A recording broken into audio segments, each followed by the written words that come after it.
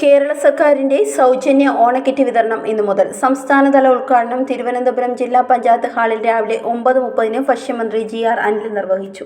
15 സാധനങ്ങളടങ്ങിയ ആകെ 6,03,291 ഭക്ഷ്യക്കിറ്റുകളാണ് വിതരണം ചെയ്യുന്നത്. ഇതിൽ 5,92,657 കിറ്റുകൾ മഞ്ഞക്കാർഡുകാർക്കും ക്ഷേമസ്ഥാപനങ്ങളിലെ അന്തേവാസികൾക്കായി 10,634 കിറ്റുകളും നൽകും. ക്ഷേമസ്ഥാപനങ്ങളിൽ 4 അന്തേവാസികൾക്ക് 1 കിറ്റ് എന്ന രീതിയിലാണ് വിതരണം.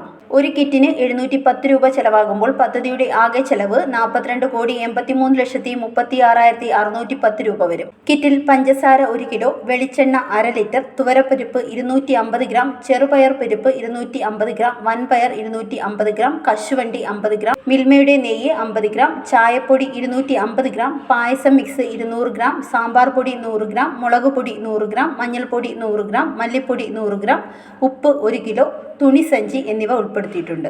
ഓണാഘോഷത്തിന്റെ സന്തോഷം ഓരോ കുടുംബത്തിനും എത്തിക്കാൻ സർക്കാർ നടത്തുന്ന പദ്ധതി ഇന്നു മുതൽ സംസ്ഥാനത്ത് വ്യാപകമായി നടപ്പിലാക്കപ്പെടും. Zag news, Thiruvananthapuram.